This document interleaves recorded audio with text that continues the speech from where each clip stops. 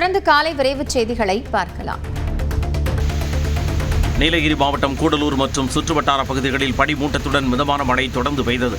கூடலூர், மேல்கூடலூர், தொரப்பள்ளி, ஸ்ரீமதுரை, தேவர்சோலை உள்ளிட்ட பகுதிகளில் பெய்து வரும் தொடர் மழையால் மக்களின் இயல்பு வாழ்க்கை பாதிக்கப்பட்டது. தேயிலை தோட்டங்களை பனிமூட்டம் சூழ்ந்துள்ளதால் கடும் குளிர் நிலவி தொழிலாளர்கள் பாதிக்கப்பட்டுள்ளனர். தொடர் மழையால் இருசக்கர வாகன ஓட்டிகளும் அவதியடைந்தனர்.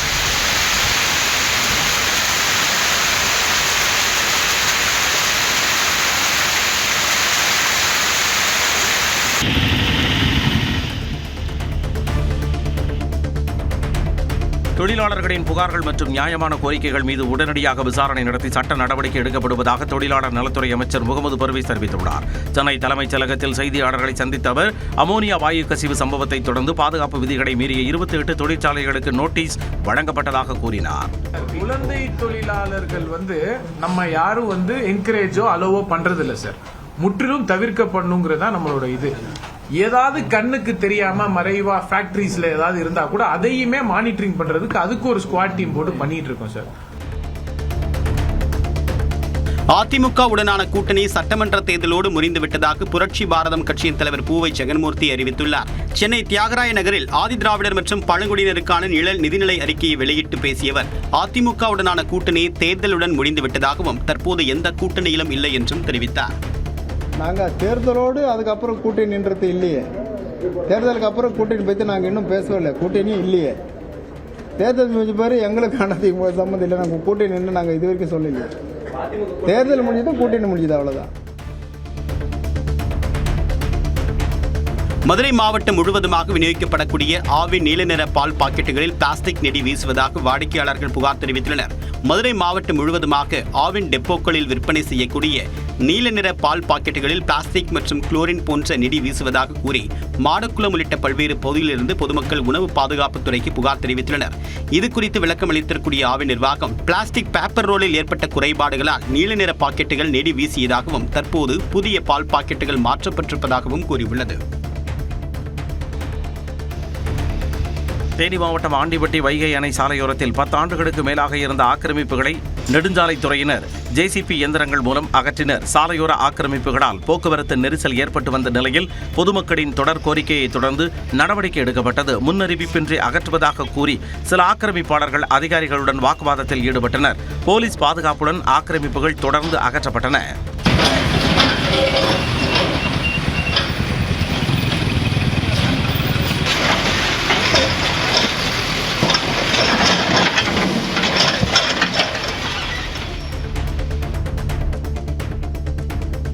திருச்சியில் ISI முத்திரையின்றி விற்கப்பட்ட 5 லட்சம் ரூபாய் மதிப்பிலான வீட்டு உபயோகப் பொருட்களை அதிகாரிகள் பறிமுதல் செய்தனர். கண்டோன்மெண்ட் பகுதியில் உள்ள வணிக வளாகத்தில் திடீர் சோதனையில் ஈடுபட்ட இந்திய தர நிர்ணய அதிகாரிகள் ISI முத்திரை பொறிக்காத பொம்மை, எஃகு, குடிநீர் பாட்டில்கள், வீட்டு உபயோகப் பொருட்களை பறிமுதல் செய்தனர். தேனி மாவட்டம் ஆண்டிப்பட்டி அருகே வைகை அணை நீர்த்தேக்கத்தில் சட்டவிரோதமாக தண்ணீர் தேட பயன்படுத்தப்பட்ட 30க்கும் மேற்பட்ட நீர் உறிஞ்சும் பைப்புகள், ஃபுட் வால்வுகள் பறிமுதல் செய்யப்பட்டன. அனுமதியின்றி மின் மோட்டார்கள் மூலம் தண்ணீர் எடுக்கப்படுவதாக வந்த புகாரை தொடர்ந்து ஆட்சியர் வைத்தியநாதன் நேரில் ஆய்வு செய்து நடவடிக்கை எடுக்க உத்தரவிட்டார். இதையடுத்து நீர்வளத்துறையினர் குன்னூர் முதல் கரட்டுப்பட்டி வரை ஆய்வு செய்து சட்டவிரோதமாக அமைக்கப்பட்டிருந்த பைப்புகள், ஃபுட் வால்வுகளை அகற்றி பறிமுதல் செய்தனர். நீலகிரி மாவட்டம் கோத்தகிரி அருகே இரவு நேரத்தில் உலா வந்த காட்டு யானை நடைபாதையில் கிடந்த டயரை துதிக்கையால் இழுத்தும் காலால் உதைத்தும் விளையாடிய காட்சிகள் CCTVயில் பதிவாகியுள்ளன.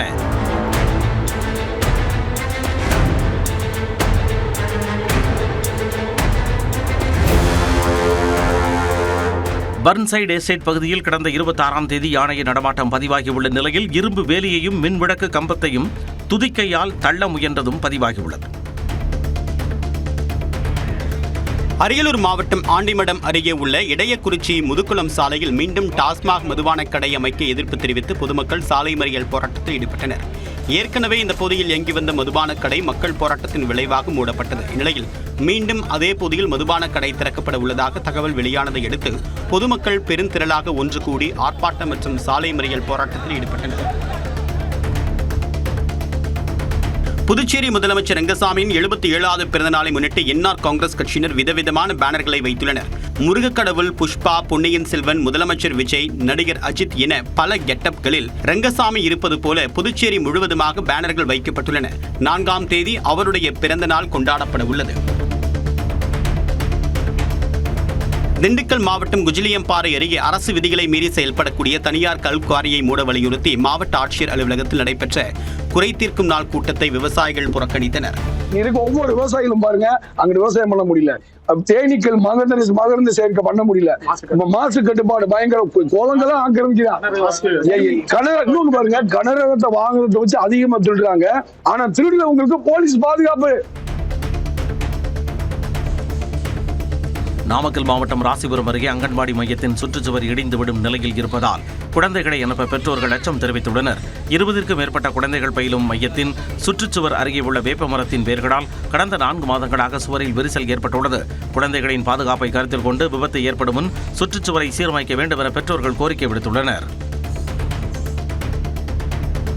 செங்கல்பட்டு மாவட்டம் மதுராந்தகம் ஏரி 163 கோடி ரூபாய் செலவில் சீரமைக்கப்பட்ட நிலையில் 3 ஆண்டுகளுக்கு பிறகு தற்பொழுது நீர் தேக்கப்பட்டுள்ளது. 25 அடி முழு கொள்ளளவு கொண்ட ஏரியில் 23 அடி வரை தண்ணீர் நிரம்பியதால் விவசாயிகள் மகிழ்ச்சியடைந்தனர்.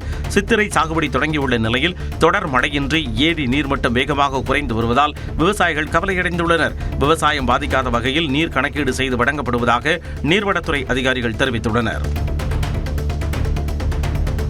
பெரம்பலூர் மாவட்டம் ஆலத்தூர் அருகே இருர் கிராமத்தில் செயல்படும் கல்குவாரிக்கு எதிர்ப்பு தெரிவித்து விவசாயிகள் கல்குவாரி லாரிகளை சிறைபிடித்து போராட்டத்தில் ஈடுபட்டனர்.